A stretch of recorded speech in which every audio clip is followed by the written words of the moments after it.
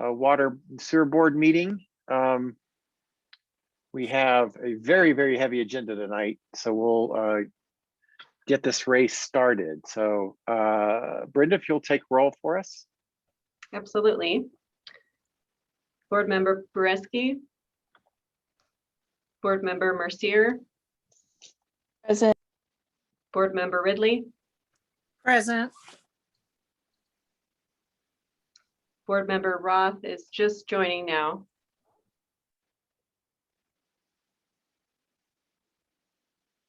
Board Member Freeman. Councilmember Anderson. Present. Councilmember Woodward. Present. Mayor Sierra. Present. Vice Chair Habenik. Present. Chair Moore. Present. All right, thank you. And I'm Don Roth. I just got in. Welcome, Don. All right. We will move on to the approval of the minutes from the March 8th meeting. Do I have a motion? So I'm All moved. right, I was gonna say run the clock, people. Let's go quick. Wait. All right, I did hear, but I didn't catch who it was. Don Did you? Roth. Okay, do I have a second? Second. All right, any discussion or corrections, additions on the minutes? All right, all in favor, say aye. Aye. Aye. Aye. Any opposed? All right. Minutes are approved. Brenda, do we have anyone on the public forum front tonight? We do not. Okay, we'll move on to new business. 5A, the Sewer Fund 2022 Budget Supplemental. And I assume I'll turn it over to you, Peter, or Sarah? Yeah, I'm actually going to turn this over to Sarah. She'll present this one. Wonderful. Sure, let me just share my screen here. All right, can everybody see the presentation? Or do you see? Yes. Okay, well, good evening. Thank you, Chair Moore. Good evening, everyone. I'll just run through the 2022 budget supplemental. Before I get into our additional appropriation request, I'd like to just give a little bit of background on the American Rescue Plan Act, or ARPA, of 2021. So are you seeing the presentation or are you seeing my notes? Just the presentation. Okay, great. Okay, in 2021, President Biden signed the ARPA Act, which allocated $350 billion for COVID relief directly to state and local governments. Those funds were to be received in two tranches, and they were received one tranche in 2021, and the next tranche will be received in June of this year. So the city of Inglewood will receive a total of $8.8 million. And earlier this year, City Council approved a list of projects to be funded by these, by the ARPA funds. And $4.2 million of this was allocated to the water, sewer, and stormwater enterprise funds. So this table just shows what those projects that are assigned to ARPA funds are for this year and can be used next year. So the first is lead service line replacement. We're assigning $500,000 to that project for this year. And then for the Old Hampton Utilities Improvement Project, which is replacement of the water, sewer, and stormwater infrastructure in Old Hampton Avenue from Broadway to Clarkson Street. That the funds for that total $3.7 million from ARPA, and that project will be partially funded by these funds. A design for that project is starting this year, and then construction would start next year. So then moving on to what that means for our supplemental appropriation. For the water fund, it actually doesn't mean anything. We aren't requesting additional funds. The lead service line project, as well as the Old Hampton water project were included in the 2022 Water Enterprise Fund budget. However, in this, actually, we're just assigning ARPA funds to those projects, and then there's no increases in expenditures. For the sewer fund, however, we had not included that Old Hampton sewer design in the 2022 budget. So we're taking those ARPA funds, assigning it to that project, and then making that request for additional appropriation tonight. And then for for the sewer fund, we're recommending 2 additional collection system projects. The sewer line rehabilitation, which a portion of that was budgeted for in 2022, and then sewer inspection, which initially was not considered for the 2022 budget. So what that is an inspection project that includes a closed circuit TV video of the entire city's sewer collection system. So staff initially was going to perform that in-house, but since the budget was approved for 2022, we've decided to reallocate the resources and potentially use a contractor to do the sewer inspection. So this is a summary of the 2022 budget impacts.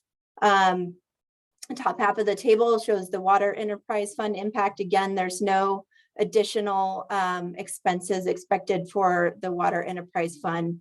We're just showing that $500,000 of ARPA funds will be used for the lead service line replacement, and $394,140 would be allocated to the Old Hampton Utilities Improvement Project, and that's for design this year. And then those ARPA funds will be held into 2023 for next year when construction on that project starts. So for the Sewer Enterprise Fund, all of these are increased to the 2022 budget. Again, we have the design for the sewer portion of the Old Hampton Improvement Project. That project cost is $264,680. The sewer line rehabilitation, we had budgeted $300,000. Since we've gotten bids back from contractors, and we would need to add $202,000 to that line item. We do have available service revenue and cash fund within the sewer fund to absorb that cost for this year. And then the CCTV and sewer inspection, that project cost is looking to come in at about $455,000. So that would be an additional request that we would make for our supplemental appropriation. So all that being said, the total amount requested for the sewer fund, in addition to the 2022 approved budget, would be $871,680 to be funded by a combination of ARPA funds and then our available service revenue and cash available within our fund. With that, I'll open it up for any questions.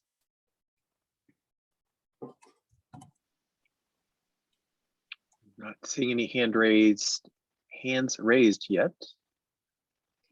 So, all right. All right, if no further questions, can I, would someone like to move to recommend that City Council approve by resolution a budget supplemental appropriation in the amount of $871,680 to the 2022 Sewer Enterprise Fund budget to fund additional sewer projects as identified? So moved. Can I get a second? I second. Any discussion? All right, all in favor? Aye. Aye. Aye. All opposed? Any opposed? All right, motion passes. Next up is the Backflow Prevention and Cross Connection Control Program contract for services with Backflow Solutions, Inc. Angela, I think the floor is yours. Thank you. Can everyone see my screen? Yes. Fantastic. Well, thank you. I will be presenting on the Backflow Prevention and Cross Connection Control Program. It is required by a Colorado primary drinking water regulation. It's actually affectionately known as the Backflow Prevention and Cross Connection Control Rule. Utilities must have a backflow prevention and cross-connection control program. We need to complete 100% of cross-connection surveys, and 90% of our backflow prevention assemblies must be tested every single year. In July of 2021, which I'm sure you all remember, we received a violation for failure to meet the rule requirement in 2020. In the fall of 2021, we achieved compliance for the calendar year 2021 through a great effort from staff, from the community to achieve that compliance ratio. And this year, we actually require additional support for compliance, both with the cross-connection surveys and the backflow testing itself. We have some fun little graphics there of some of the different types of backflow prevention devices. We decided to go out for a bid to get some assistance from contractors for help with our backflow prevention cross-connection control program. We had 2 contractors that responded to our RFQ. We ultimately landed on BSI as the preferred vendor. They are able to provide both cross-connection control survey inspection services and backflow prevention maintenance tracking services. Are there any questions? Oh my God. I do not see any hands raised or no one jumping in. Oh, we've got one. All right, Drevis. Yeah, I saw the dollar amounts and I was just wondering, did you haggle with them at all on that? Since there was such a huge difference between the 120 and the 165? We didn't really haggle with them per se, but we did have them, you know, walk us through what they're charging. We reached out to some other communities that also have a contractor help out with this type of service to see if it was similar, and it all lined up pretty well. Oh, okay. All right. Yeah. I did see that they had a number of contracts in the area, so it kind of made sense, but Yeah, I was just asking. no, absolutely. Okay. All right. I don't see any further questions. So can we get a motion to recommend City Council approve a contract for services with Backflow Solutions, Inc. in the amount of $191,389.50 with an additional 10% staff managed contingency of $19,138.95 for a total project authorization of $210,528.45. So moved. Thank you. Can I get a second? Second. All right. Any further discussion? All right. All in favor? Aye. Aye. Opposed? All right. Motion carries. Thank you. Next up, city ditch operations and maintenance contract user reimbursement. And Steve, floor is yours.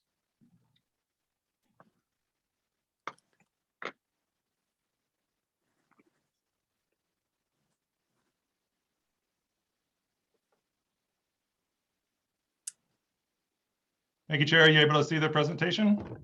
Yes, we are.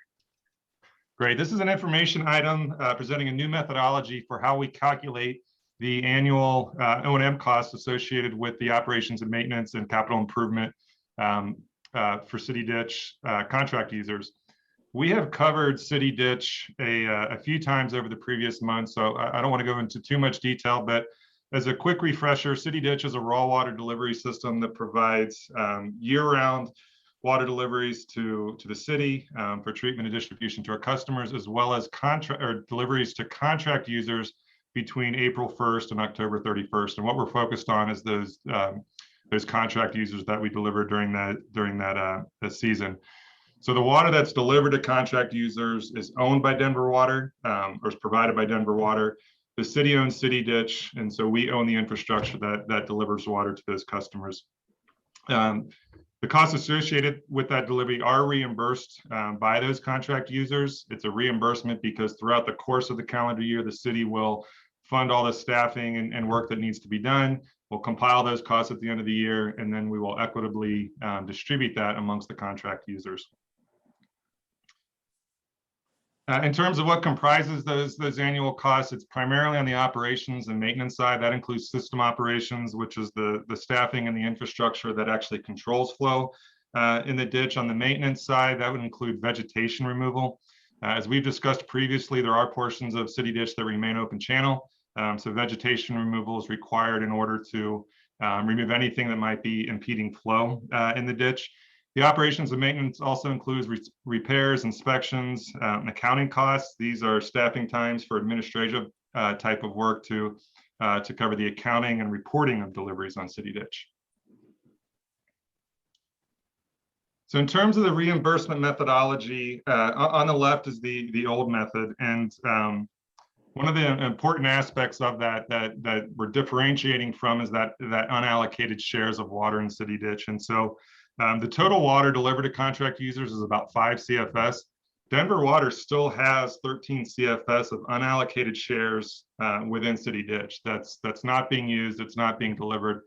Historically, those unallocated shares were, for the purposes of calculation, assumed to be delivered to the city. So the methodology that we're changing is to only reimburse for actual water delivered. So that removes that 13 CFS. And so what that does is actually makes the unit cost per water go up, but it reduces the annual water delivered to the city because we're not in fact taking that 13 CFS that the old methodology assumed that we were taking. And so what that meant in terms of adjustment to costs is that the city costs have been reduced by about 51%, and contract users' costs have been increased by about 58%. So we did discuss this methodology with our contract users late last year. It was actually, we were informed one of the first meetings of that group of the city and all of its contract users. So everyone was very appreciative of that opportunity to meet, and we did explain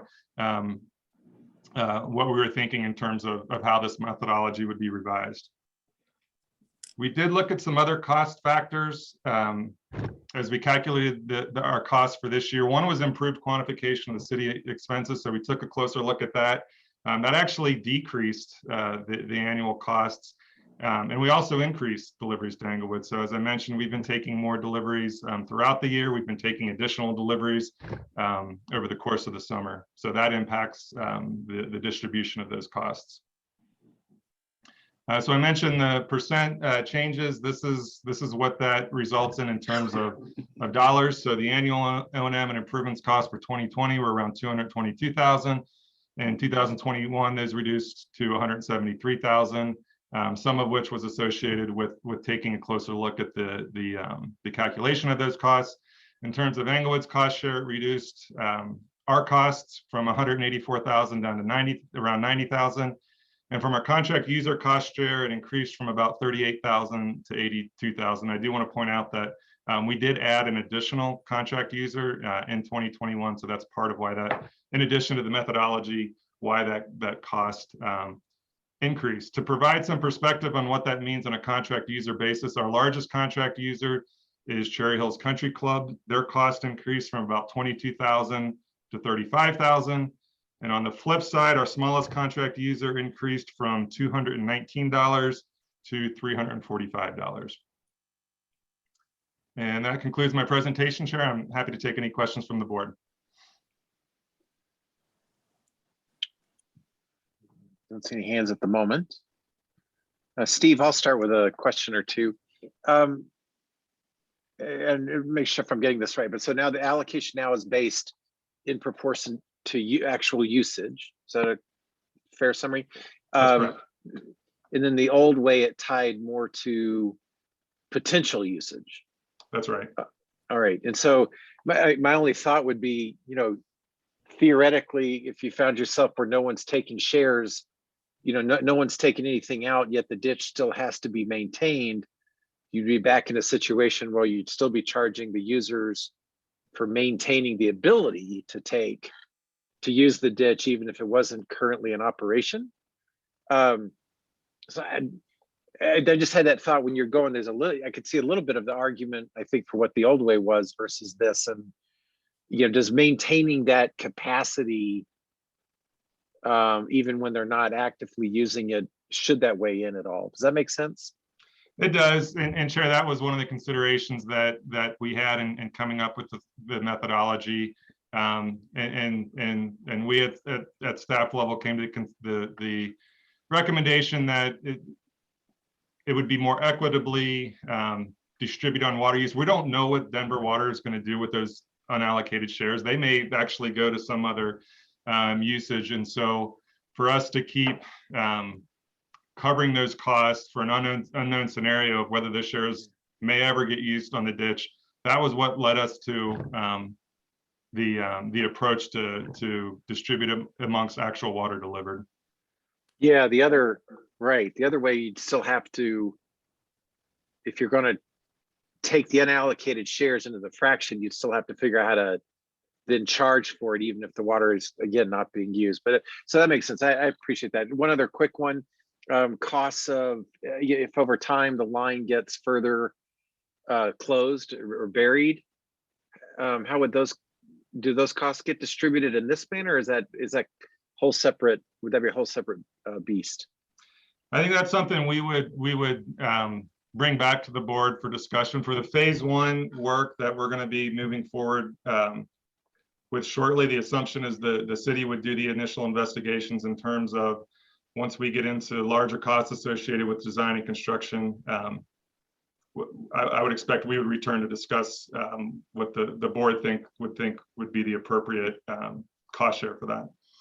Okay, very good. Yeah, obviously there's benefits of closing it to all users from a safety standpoint. I have a couple of hands raised. Joel, do you want to jump in? Thank you, Chair. My questions, Steve, is what kind of, just curious on what kind of quantity of water are we talking about? You said you had one user at 22,000. Was that annually? And then one in the $300 range? How much water are they using? What units are you using here? I can return to the board with the actual usage. The total usage of all dozen or so contract users is about 5 CFS. What they are for individual contract users, I don't have that information. I'd be happy to report that to the board. Okay, very good. Now, the other question I had is a follow-up to Chair Moore's question about just the maintenance costs. On the city water side, we've implemented kind of an annual service fee, and they also pay a water. Our citizens pay a water usage fee. Did you guys consider anything like that in this scenario, where you're charging a fee to maintain those contracts plus a usage fee to kind of balance those two considerations that Chair Moore brought out? We've not at this point. Okay, thank you. Thank you, Chair. Of course, Mayor Sierra.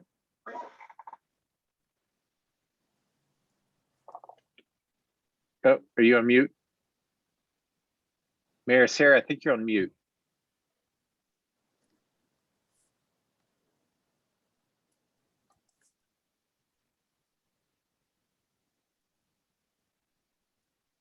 Let's see. There we go. All right. It wasn't letting me unmute. So, so Steve, question. Are any of our contract users aware of the price increase that they're going to be seeing from this?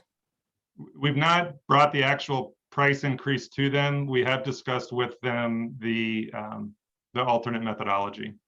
Okay. We wanted to bring it before the board before we provided that to the contract users. Okay. No, I appreciate it. Thank you, Steve. You're welcome.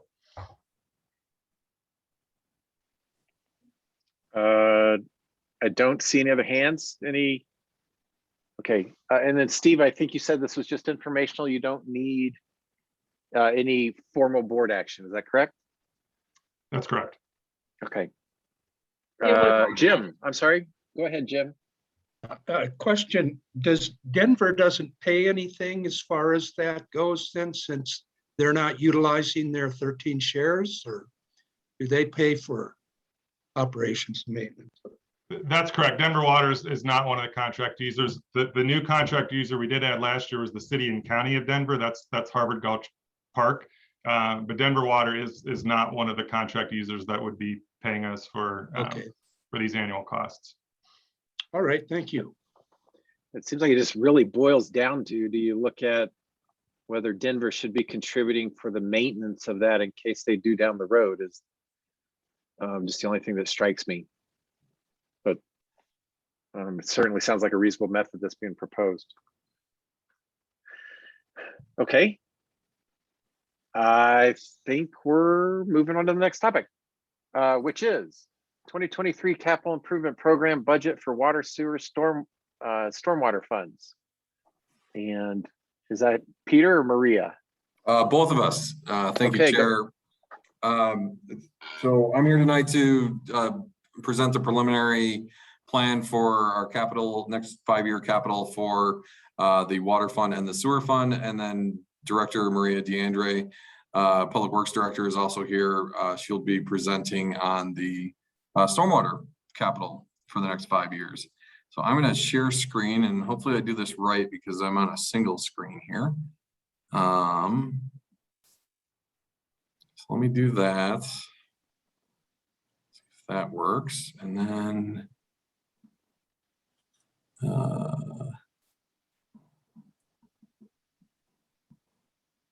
okay. Everybody see my slides? Looks good. Okay, perfect. Thank you. All right.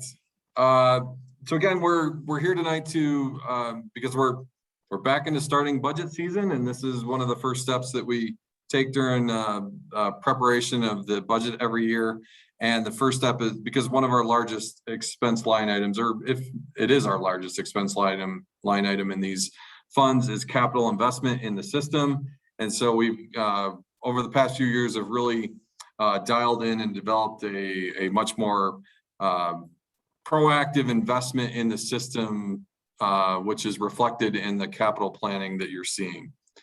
So we're going to talk about water and sewer, as well as we'll go through the South Platte Renew budget, since it's such a large component of the sewer fund, and then the stormwater fund as well.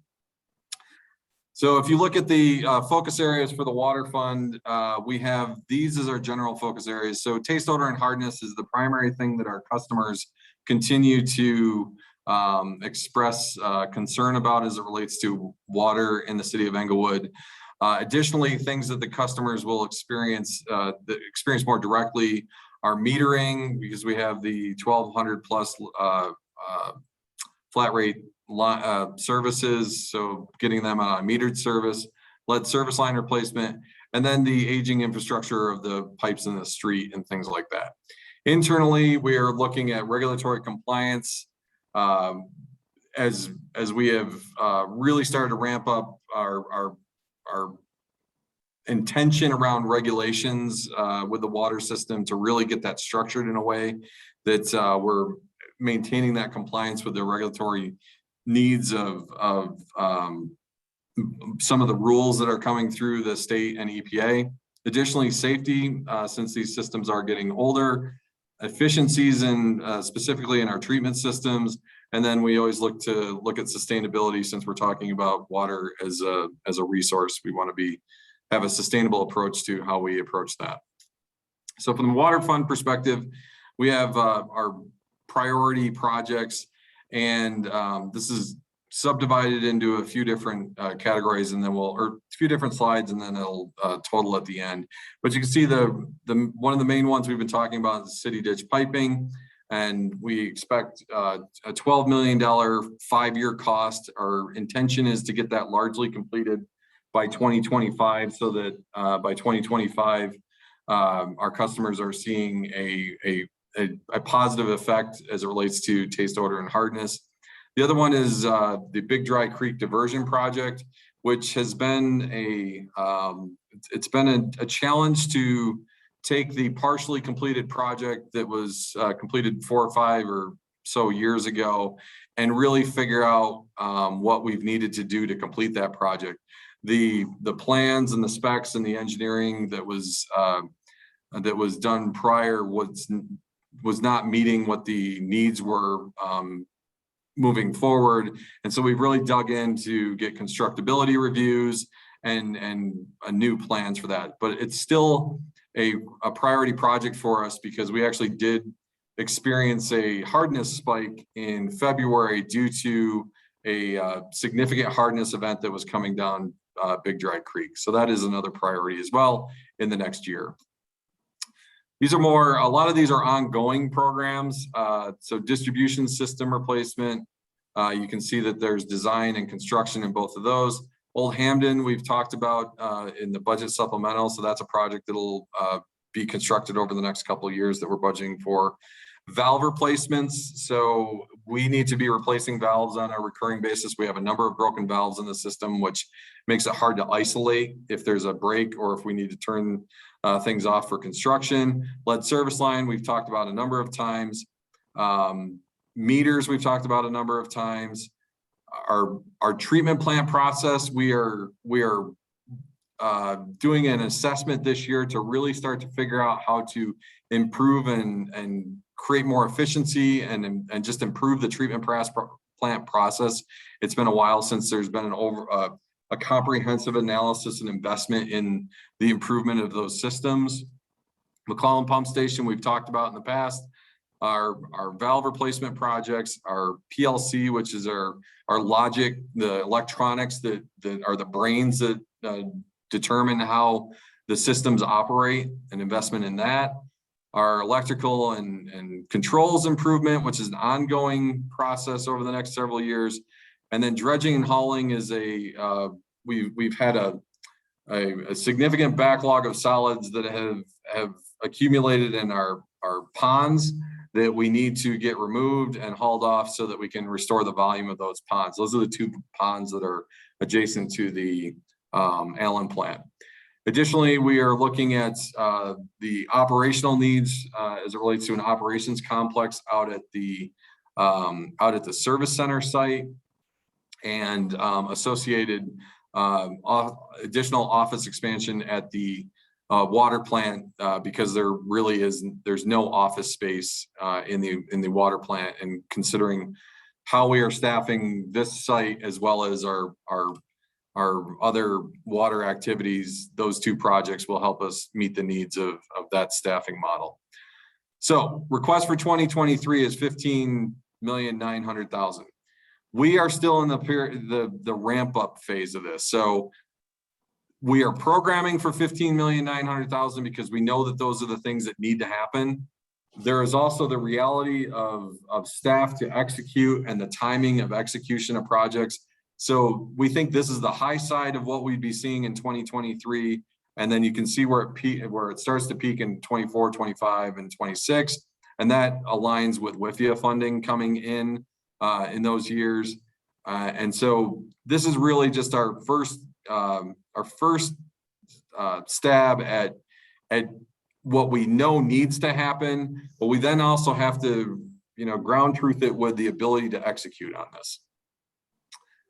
So that's on water fund. I could pause for questions on the water fund if you want to do it by fund, if that makes sense, Chair, or I could go all the way through. Let's pause and see if anyone wants to jump in.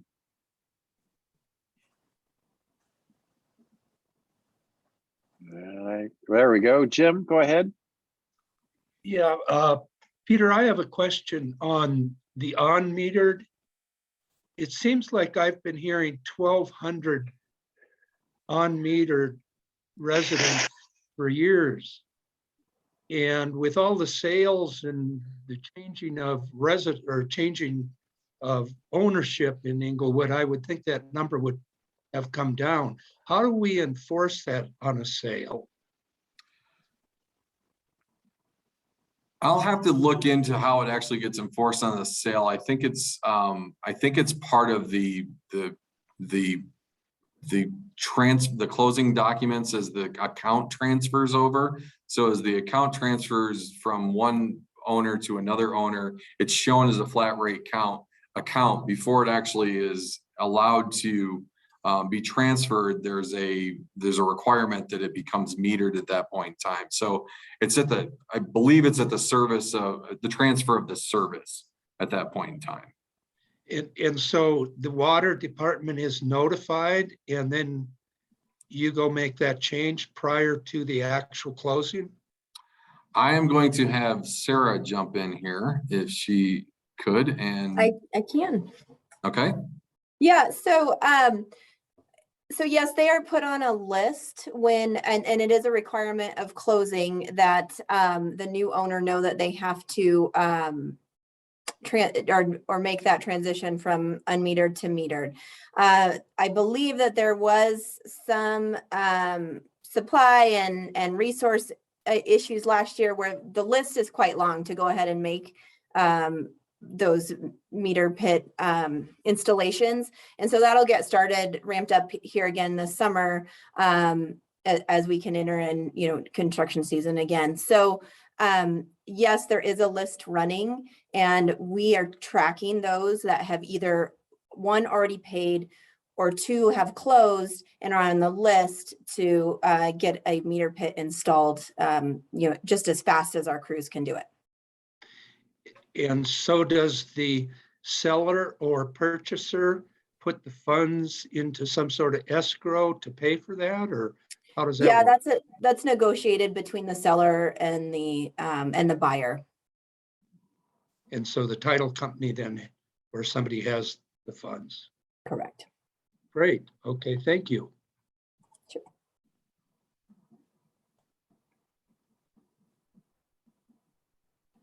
All right, Mayor Sierra? Thank you. Peter, you said you said the 15.9 for 2023, that's on the high side. Is it based off of operationally we don't have the resources or the bandwidth? Just trying to understand why you stated that the 15.9 is on the high side. Yeah, I would say it's a number of things. We're always optimistic at how fast projects will ramp up. So projects take time to get going. It's when you get into construction that you really start spending the money. So what we don't want to do is we don't want to restrict ourselves if the timing of when a project goes from concept to design to construction. We don't want to get to a point where we're near the end of the year and we don't have enough money if it has tracked with the ideal schedule of construction. And so we program it in a way that's somewhat aggressive to ensure that as construction occurs, we have the money.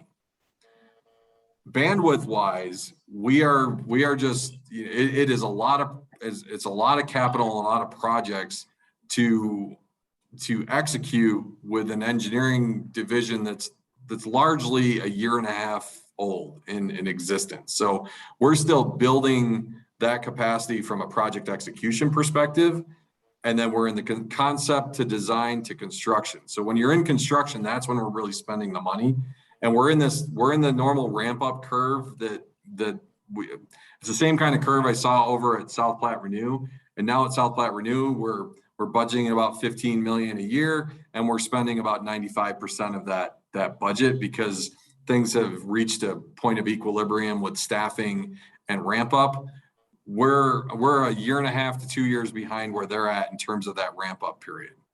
Okay. So we don't want to end up short, but we also are recognizing that we really do have staffing bandwidth constraints that inhibit our ability to execute everything. Okay, and I was wondering if my question was going to pertain to the rest of the presentation as well, across Renew.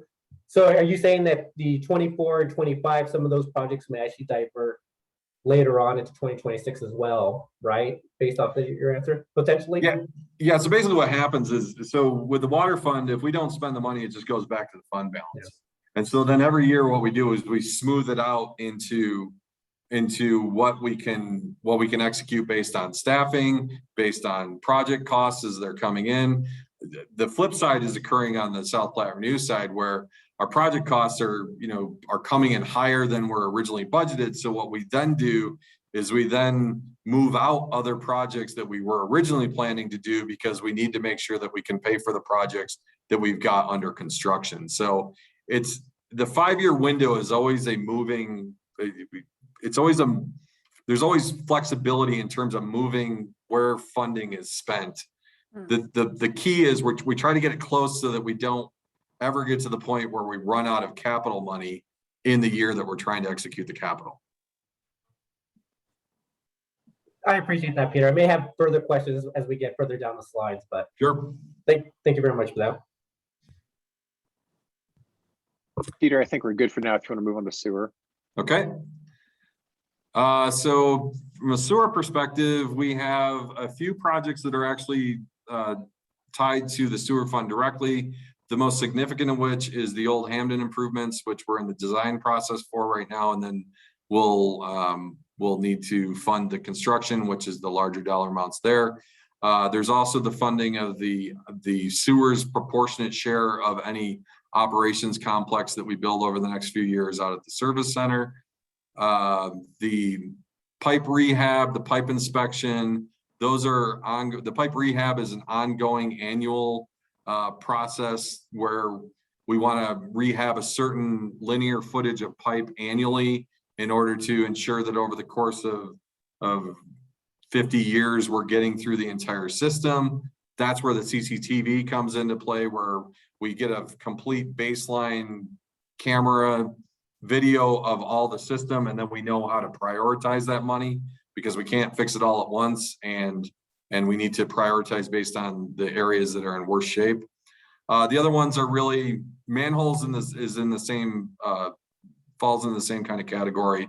And then the other two are more just giving us better intelligence about our sewer system, especially as the city redevelops and new connections come onto the system. We need to understand how, if a set of single family homes turns into a 5-story high rise, of what that loading effect is, and that's the modeling and the flow monitoring. The last one on this line item is Englewood's 50% share of South Platte Renew funding, which is the treatment component of the sewer system and is the most significant of the costs. So I'll stop on sewer fund before we move forward. Any questions on sewer fund?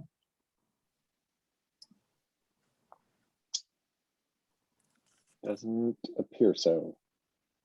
Okay. We're good to go. So here's how we fund things.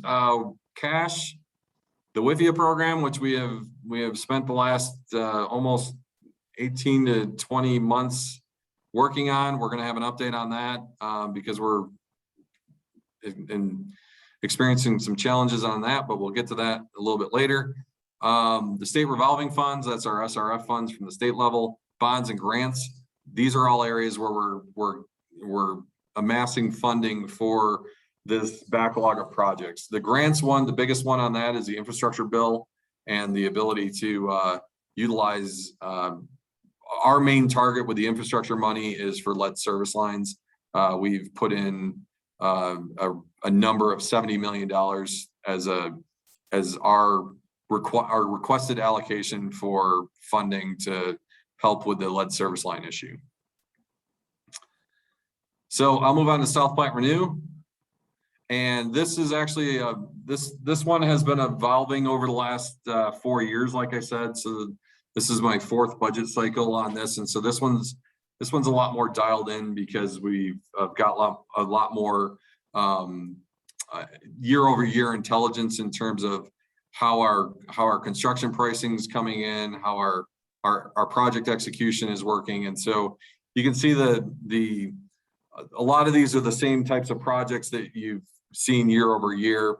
The one I'll highlight is Chem PUV, that we're finishing out that project. That one's a regulatory driven project. The total project cost is 19 million. You can see in 2023 we're in the last part of that project and the closeout, which is 2.1. And then many of these projects are the systems that we have at South Platte Renew just continually need reinvestment, because one of the biggest reasons is because wastewater is just really hard on equipment. And so over time, we need to be continually investing in the improvements on our processes to ensure that they are continuing to work and then are able to last well into the future. The last one at the bottom is an O&M complex. And so what that is, again, same type of situation where we're doing an actual addition because we have the main administration building there. So we're adding a wing to it essentially, which will give us a better system for process maintenance and the work that we do on the systems in-house, as well as the second floor of that area will be offices for our new engineering division. And then actually the first floor is a new control room, which is going to be much more updated from our current control room, which is pretty outdated. These are additional projects that we have. You can see where they go out over the next several years. Many of these, again, are process related projects that work on each one of the processes. If anybody has a question about a particular one specifically, please let me know. I'll try my best. Some of these are pretty scientifically technical, so I'll do my best. And then you can see where the subtotals on this. The total project is just under 17 million for 2023, and it's split 50-50 because of the joint venture 1982 agreement. Capital costs are split 50-50 between the two cities, whereas variable costs are split based on flow. So this is where the 50-50 share comes in. So that is it on South Platte Renew. I'll pause again for questions before I turn it over to Maria to talk about stormwater. Let's give it a second. All right, I think, Maria, we can move on to you. Great. Good evening, everybody. For those of you who might not know me, I'm the Director of Public Works, Maria DeAndre, and I'm pleased to be with you here tonight to present our proposed 5-year capital improvement program for the Stormwater Enterprise Fund. So our focus, similar to water and sewer, is really maintaining the system in a more proactive manner. So starting to get out ahead of things. We always know that there's going to be things that we have to react to, problems and emergencies, but we're trying to move more from especially on the maintenance side, from that reactive to more proactive. And then over the last couple of years and into the near future here, we'll be constructing a lot of improvements to provide additional capacity within the system.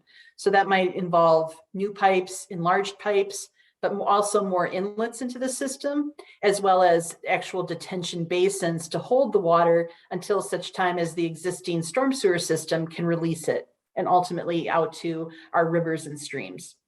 So our plan for 2022, we're working right now on a very large project, which we've referred to in the past as S1 and S2. We did go through a master plan process back in 2019, and we identified our top 4 projects, and they're really listed here. So that we're calling that now South Englewood Flood Reduction Project. This is a series of pipes and then ponds that we're going to build basically from Rotolo Park in the southwest portion of town out to a new detention facility roughly at Radcliffe and Windermere, and then doing some improvements to basically line the existing pipe all the way underneath Oxford through the city of Sheridan out to the South Platte River. That's about a $23 million project, and we're almost done with design here, and we anticipate hopefully beginning that work later this fall. We've also completed phase 1 of our South Acoma project, which is roughly in the area of Broadway and Tufts on the west side of Broadway. And then we're currently underway with construction on phase 2 of that. And we're designing phase 3 and hopefully might be able to get that out later this year, but most likely it will push into 2023 again due to a lack of available resources or staff to finish that design and oversee the construction out in the field. And then, as has been mentioned with the water and sewer, sanitary sewer funds, we're working in collaboration to also do the storm sewer improvements on that Old Hampton Utilities project. So we've also pursued a variety of funding sources. So last year, we issued $10 million in bonds. Those were backed by revenue proceeds through the Stormwater Enterprise.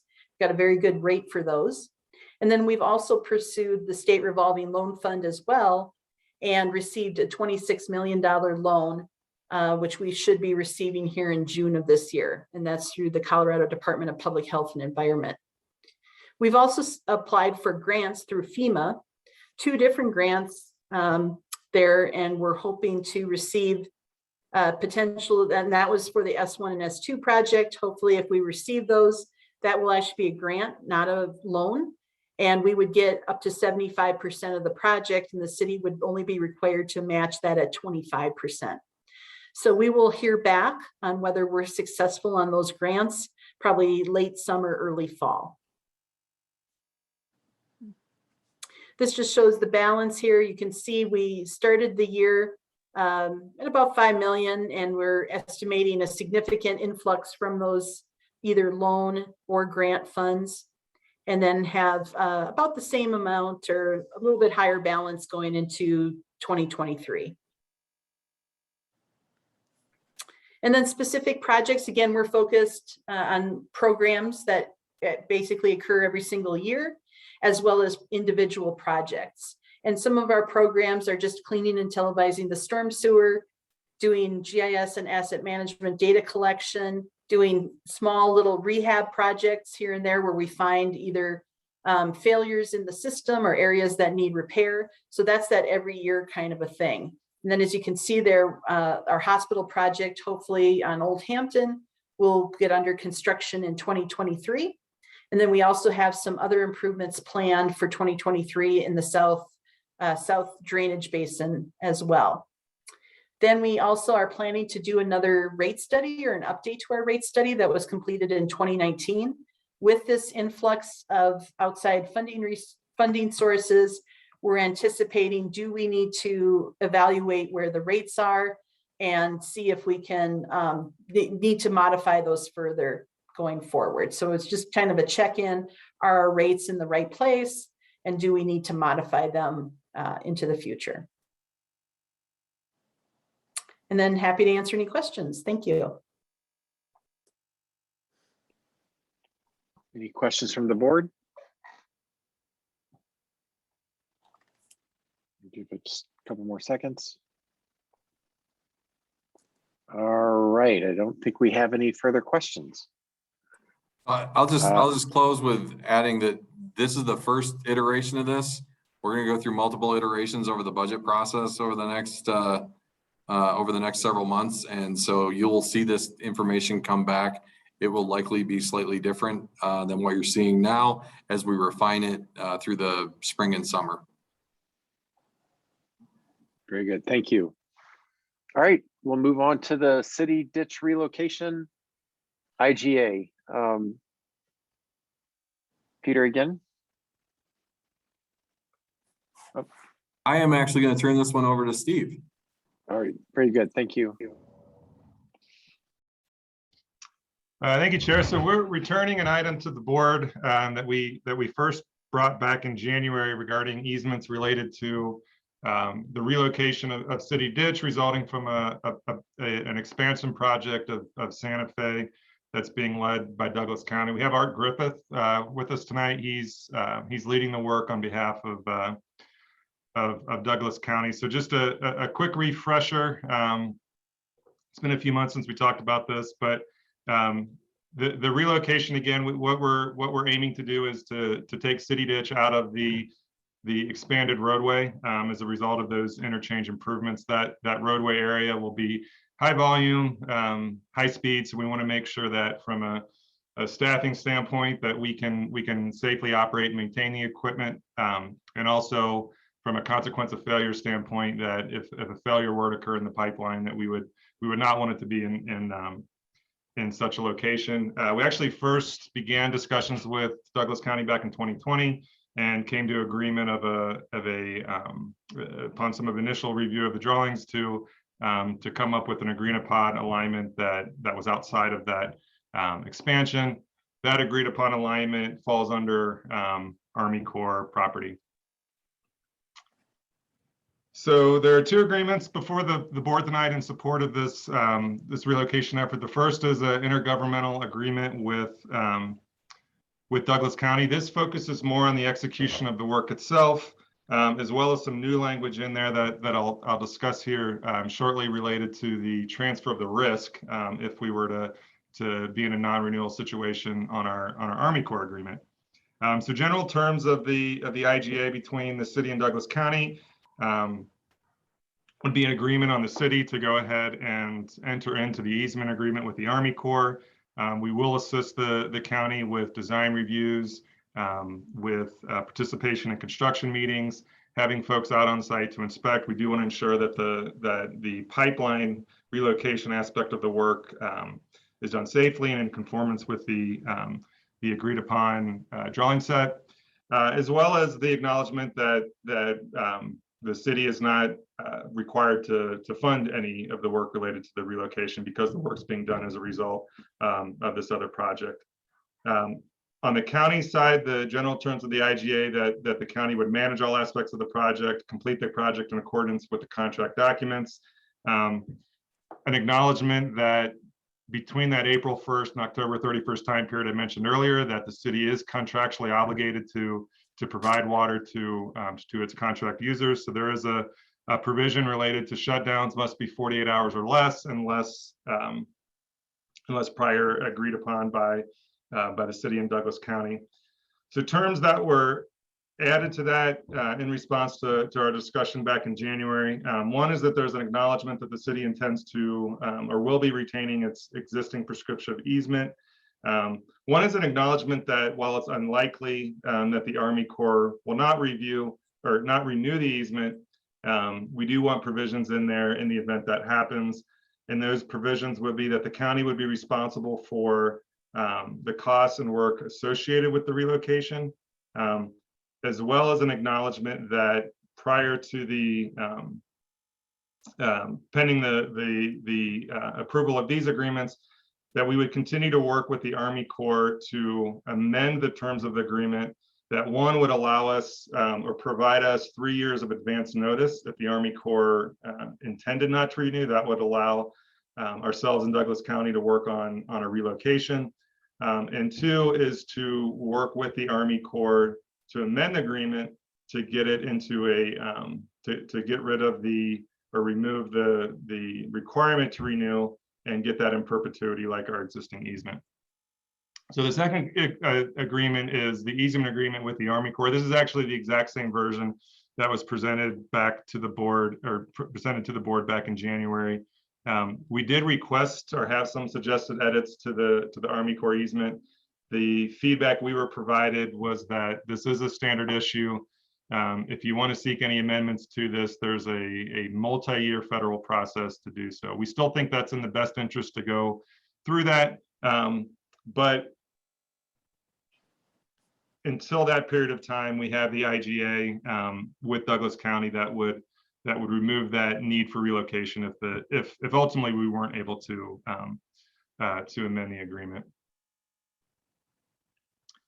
So here's some spatial awareness of where we're talking about. The road running from left to right or west to east across the screen is I-470, and north to south is Santa Fe. And so the area in yellow is where that expansion is going to occur. The red line is the existing city ditch alignment. You can see that red line is running through that expanded area. And so the area in question is that green box. That's going to be the area where the easement agreement is, or where our easement will be located. And that's also the area that city ditch will be realigned. Before we get right into questions, Chair, I did want to point out there's also within your agenda packet a letter from the Army Corps Realty Office acknowledging the Corps' desire to work with the city and some examples of other municipalities or water providers where they have similar arrangements. So I think that's good documentation for us. It's a good thing to have that acknowledgement from the Army Corps. Obviously, that's not binding, and we would be relying on the IGA and the easement agreement for the relocation work. So that concludes my portion of discussion. I'm happy to take any questions. Any questions for Steve from the board? Joe, go ahead, and then Don. Thank you, and thanks, Steve. So if I'm understanding correctly, the agreement with the county is that we're still maintaining our existing easements and that's what's protecting us from the risk of losing the easement with the Corps of Engineers. so that we could relocate back again in the future. Is that correct? It preserves that existing site that we already have. I think retaining an easement in perpetuity is a good idea. What we would be seeking in the event that it was not renewed, and there's provisions in our IGA for this, we would be seeking something equal to either the existing or equal to that existing easement that would allow us to relocate. It also has a provision that in that circumstance, the city and the county will work together to find that alignment, and that there has to be the retention of some reasonableness of operations and maintenance. And so if that situation were to occur in that 25-year time frame, we would look and assess that existing prescriptive easement. Do the concerns that we have now still exist? If so, then we would seek other areas, again, to make that reasonableness or to retain that reasonableness of operations and maintenance. Okay, so is staff's opinion on this, that this sufficiently protects us from any risk of losing access to water from coming through the city ditch? Yes, we believe so. Okay. Thank you, Chair. Don? This was all in pipe, is that correct? This That's correct. segment? Yeah, the existing alignments in pipe and the realigned will also be piped as well. Okay. Chair, if I could I just add one additional thing? So this has been both through our internal legal, City of Englewood legal, as well as our water rights legal, to ensure that we have covered every base that we could think of as it relates to the city, not assuming some kind of a future risk if this becomes an issue, and the county partnering to make us whole in the future if we need to be. Kate, go ahead. Yes, I just wanted to clarify that in the event that the current existing prescriptive easement was found to not exist down the road, the revisions to the IGA do take that into consideration for protection and puts the burden on Douglas County, as Steve was talking about earlier, to either relocate back into the existing prescriptive easement if it still exists, or alternatively to work with the city to create a new easement or row. So the revision has been made to the proposed IGA to take that into account and put that burden and financial burden, not just work, but also the financial burden on Douglas County. Thank you. Art? Thank you. Glad to be back before you and hopefully have resolved this. But one of the things that we're going to do when we construct this project, the road project, is we're going to first relocate City Ditch into the new location. But as we remove the existing pipe, which nobody really knows where it is because it's on the edge of US 85, we're going to, any portion that we remove, we're going to get a survey so that we can locate that prescriptive easement and then record it, because right now it's kind of a banded width, but as we remove it, we will be able to create a document that will show where the existing prescriptive easement is, and create that document to share with CDOT and the Corps. So I just wanted to bring that up, and we'll finally know where it is, at least where that section is. We will tie into it on the north side of the eastbound off ramp for C470. And then after that, it currently goes underneath C470. And so I just wanted to share that information with you. And thanks so much for working with us. Wanted to really appreciate Steve and Pieter helping us through this. We worked with a couple of solutions that we thought the Corps would work with us. They didn't budge, but as Steve pointed out, we do have this letter. It's not binding from the Corps, but it gave Douglas County a lot of comfort getting the letter from the Corps that this is in the same situation, that water lines for the entire Denver is in the same boat, as well as Highlands Ranch and some smaller water providers. I can't remember their names, but they're in that attachment that Steve mentioned. So that gave us a lot of comfort that we're not solo on this. And that's why Douglas County is willing to take on this additional risk to help put this matter to rest with your board, rather than you bear any burden of risk. That we'll take that on. Thank you. Wonderful, thank you. Well, why don't I go ahead and proceed for a motion? Can a motion to recommend that City Council approve by ordinance an IGA with Douglas County, an easement agreement with the USACE to support the relocation of the city ditch as part of the Santa Fe and I-470 roadway improvements? So moved. Can I get a second? Second. All right, further discussion. Joe, go ahead.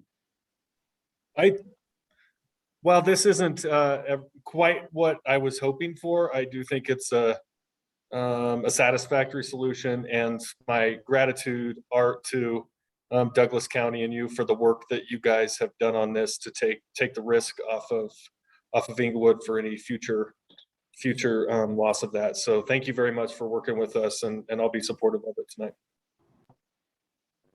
You're welcome. And like Steve said, we're going to hand in hand submit joint letters to pursue with the Corps with a long path. And that's part of the goal, as both agencies would like to see that in perpetuity and that 3-year notice. All right. Let's see. I don't see further hands. I'll just echo Joe's comment. I know this was it's one of those things it's highly unlikely that it would ever have been a problem, and it's just commonly done, but it was just too great of a risk to the city not to get to assure us that the risk wasn't there. So I appreciate everyone's efforts to bring back what does seem like a very reasonable solution. So thank you all. With that, let's go ahead and move to a vote. All in favor, aye? Aye. Aye. All right. Any opposed? Fantastic. The motion passes. Thanks again. All right, we're on to staff's choice. We're past time, so if any speed talking would be welcome, but please go ahead. Absolutely, and I appreciate the board sticking around for a little bit. This is actually kind of this is an important update. So WIFIA, we've run into a bit of a couple issues on the WIFIA loan closings that we didn't anticipate. That's on one hand is we think we can mitigate on one of the loans. On the other loan, it's creating a bigger problem for us. So if we can go to the next slide, Sarah. So essentially on the sewer loan, we're scheduled to close on 4/28/2022, which is the end of this month. And if you looked at interest rates at all, interest rates are rapidly moving up. And just a brief summary of the factors that have occurred in the last few months that have converged to create this problem. You've got the emergence of from COVID, which is creating a significant demand on systems. You've got the ongoing supply chain issues associated with it. So you've got increased demand, lower supply. The shutdown in China, which has now further exacerbated the supply issue. A war that none of us were planning for, which has further created pressure on the global markets, and inflation at a 40-year high of 8.4%. We can't get this loan closed fast enough. And so we are trying to do that. We are working with EPA on the sewer side. We are almost there. We're almost across the finish line. And however, we're going to bring an emergency ordinance to to council on Monday to amend the upper limit of the interest rate. We had originally, back when we brought this just 6 weeks ago, we thought the interest rate wouldn't go over 2.95% based on everything we've seen over the last 2+ years. And now we're in the situation where we're concerned that we might go over 2.95%. So we are going to recommend to amend that upper limit to 4%. We don't anticipate rates going exceeding 4% in the next 2.5 weeks. But we're comfortable with that. We've talked to our bond counselor about that. And so that's where we sit on the sewer fund side. Again, if we're sub 3, we're still getting really good interest on this, and it's still a good interest rate. It's just not as good as it would have been if we were able to close in January. But we're at the mercy of the process on this one, and like I said, we can't close this fast enough. But it's statutorily written at the federal level that they cannot lock the interest rate until they close the loan. That's the sewer. The water loan closing is. We got thrown a bit of a monkey wrench that we weren't expecting on this. So as part of the 106 determination, which is Historic Preservation Act determination, the EPA does as part of their due diligence through the process. They determined in January that our project, which is lead service line replacement, improvements to the water plant, improvements to our pump stations, did not have an effect on historic properties. They do what they typically do in these types of situations. They send it to the local agency, which administers the Historic Preservation Act for the state. In our case, the state of Colorado is State Historic Preservation Office, which is commonly referred to as SHPO. And SHPO took a different path with us on this one and responded back that they do not concur that this does not impact historic properties, and have thus kicked us into a much more protracted process to get approval on this. Now, our frustration on this is that these are disturbed areas. We're trying to address a public health crisis of lead service lines that's seen nationally and has been a national priority of the administration. Yet we've run into this obstacle with our State Historic Preservation Office, which is prohibiting us from closing this loan anytime soon.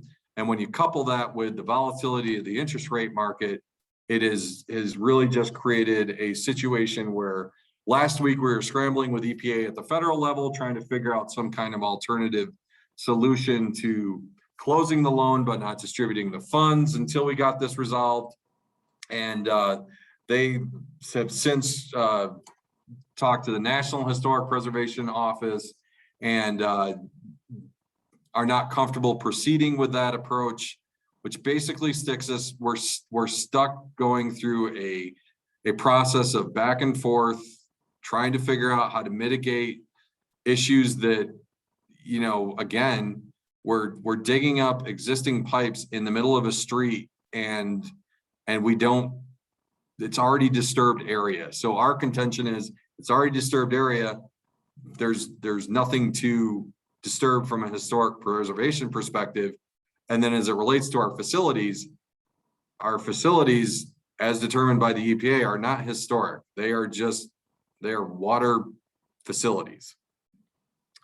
So we're stuck right now. And we did not anticipate this. I copied the excerpt of what was sent from the EPA to SHPO, and which is why we thought we were moving through without an issue. And like I said, the local office of SHPO has decided that historic preservation priorities are important enough for us to delay getting funding to address our lead service line replacement project. So it's frustrating. Next slide, if we could get to that. So one of the things while we were scrambling last week to try to figure out how we could potentially close by the end of the month, There's this thing called a Sanborn map, which identifies historic neighborhoods. You can see the gray area is basically the affected Sanborn area, at which point we have 5,600 connections outside the Sanborn area that if we assume a certain percentage of those are lead, then that makes up $40 million, which is the amount that we would have in the WIFIA funding amount. And so we thought, we'll stay out of the Sanborn area. If you approve, can you approve it quickly? And again, we have run into a process, is probably how I'll put it, that has caused us to stall. So at this point in time, since we have lost the window of the 28th of April, we again in our call with the EPA today, we are going to recommend that we do not exclude the Sanborn area, because if we have to do this, you know, it's going to affect our infrastructure funding, bill funding. So if we get money from the infrastructure bill, it's federal money. It's going to have to go through the same process. So if we're stuck with this process, we're not going to exclude these areas, because we don't want to have this type of restriction over our utilization of the money when we know we have a priority of getting lead service lines out of the ground. Next slide. Finally, here's what interest rates are doing. This is why there's such a pressure on this. You can see where there was a rating of the Fed increased rates, but you can just see what's happening in the last few weeks. And right now they're at 2.77, I believe is what they were today. And you can see the trend line. It's not looking good. We know on May 1st, or we don't know this, but the Fed is going to raise interest rates on the May 1st. The anticipated amount is 0.5%, which we again think is going to further create issues as it relates to where we're tracking on this. So on the sewer side, we think we've got a solution. Like I said, you'll see that on Monday. On the water side, we are somewhat stuck, and we're trying to figure out the best way to approach this, because frankly, I'm frustrated that this interpretation is impacting our ability to replace lead service lines in our community. So that's where we're at. We were so close.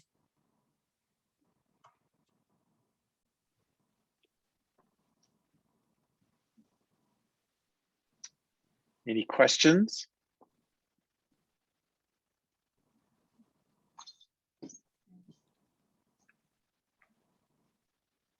Mayor Sierra, go ahead. Peter, I'll just ask the first one. Do we know where the interest rates are now? And since you're asking to get an approval up to 4% by the time it closes in, what was it, the 28th of this month? That's correct. Where are we at right now with the interest rate? 2.77. Okay. So if you project that line forward, we feel like we're comfortable at 4, but you know, on the sewer side, I think one other thing is on the sewer side, this is funding that's necessary because we have projects that we don't have as significant of a fund balance on the sewer side. On the water fund, we can actually take somewhat of a step back because we do have a fund balance, and our real need on the water side comes into effect probably a year or two from now. So I think that on the water fund, we're trying to determine, you know, to what degree do we elevate this from a how do we reach out to maybe some of our politicians? I don't know if it's the governor's office, the senator's office.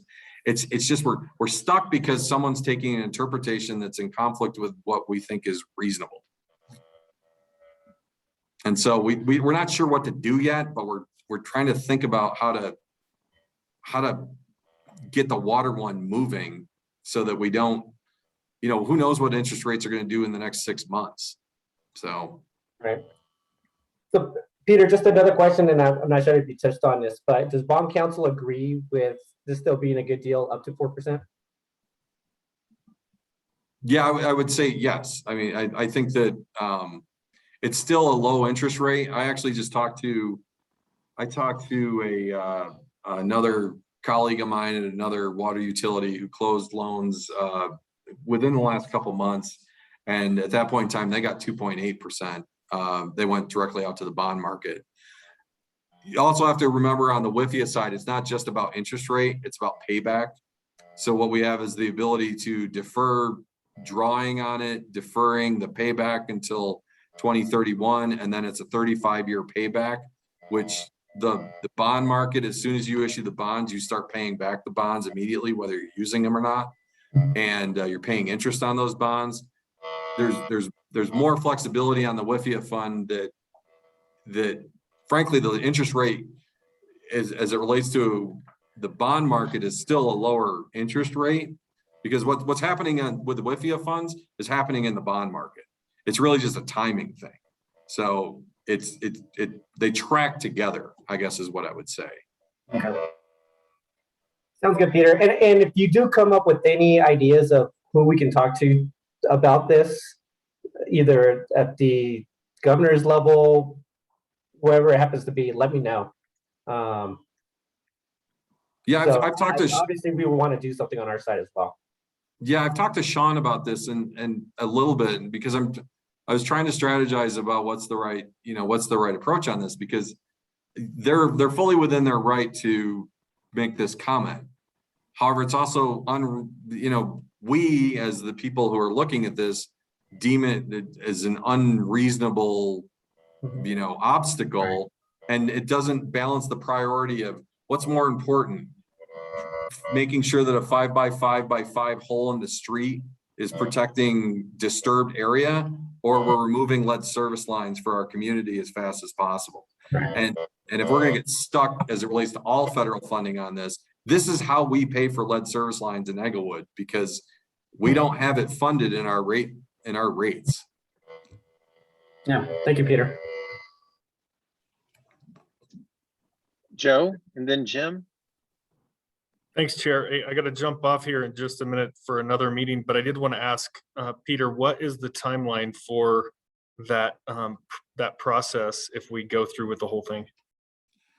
So right now, it would probably be another 3 or 4 weeks before they got the information that they're looking for. They have a 30-day period of which they can respond back to. There's probably some kind of a negotiation as it relates to what's going to appease them as it relates to protecting whatever low risk of disturbing a historic site is. So it's several months.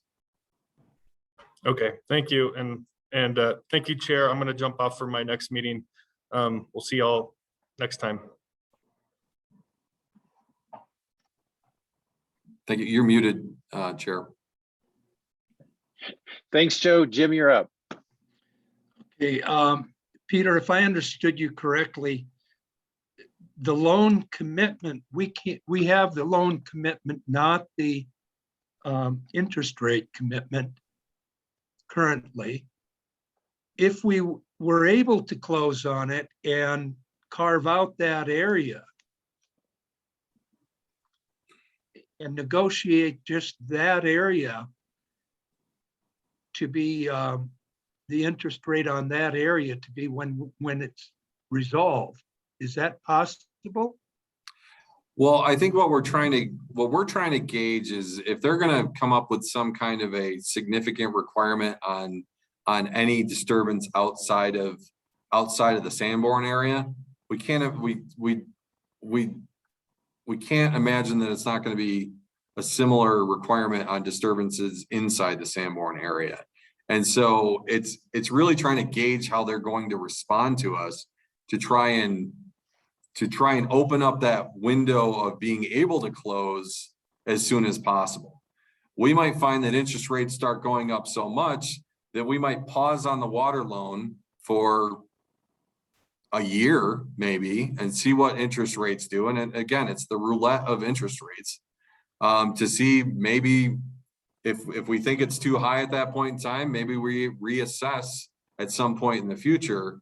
But if we're going to go through this work to address their concerns, I'm just not, I'm not optimistic that it's going to be a simple process no matter what. Okay, well, if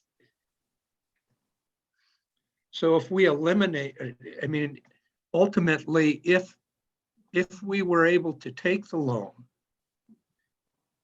and 6 months down the road, when this is resolved, we aren't drawing the money from it. And at that, for that particular area, if we were to say then, well, we can't do this then, we can't replace the lead lines. We just, at the end of the loan, or when the work is complete, we haven't completed utilizing all that money, so the loan decreases. And I guess on that amount of loan, with an interest rate, a point is quite a, I mean, that's quite a bit of interest over that term. That's huge. We completely agree, which is why we're trying to, we're trying to get this closed as soon as possible. I think the other thing to think about is, so as it relates to the close it but don't use it, that's the thing we tried to do with the EPA, and they're just not comfortable doing it. So they want they want it resolved with the state.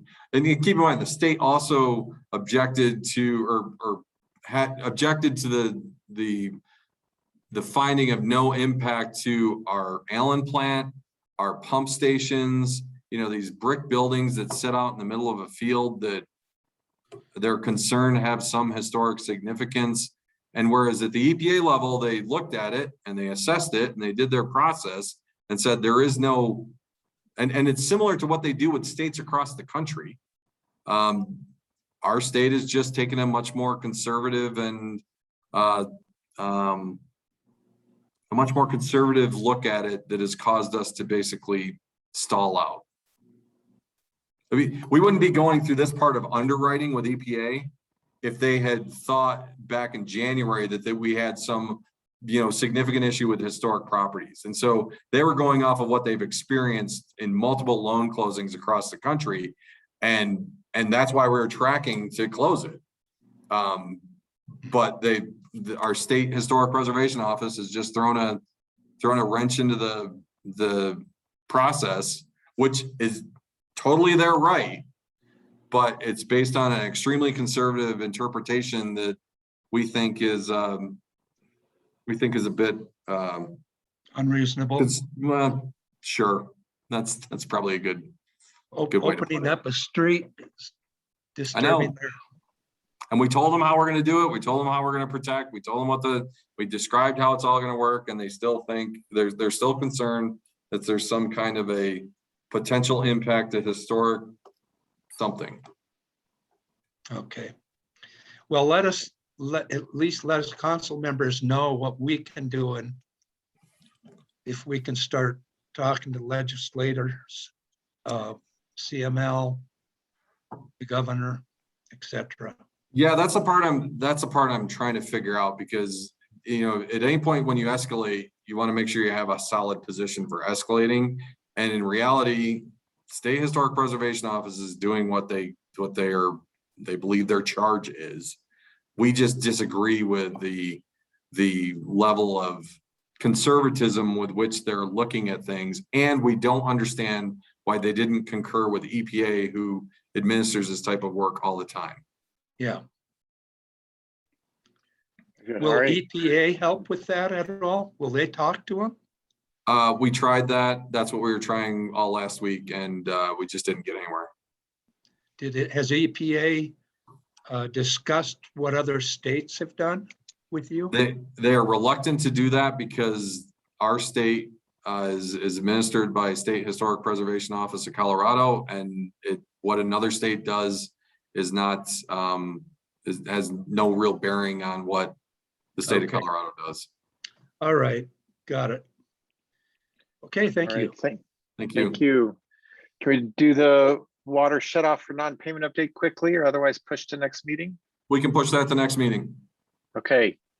Anything else critical before we adjourn, given the time? I think we are all set, actually. Thank you. All right. I'd like to thank the board for hanging in there extra tonight. This meeting is adjourned. Thank you, everyone. Thank you. Thank you.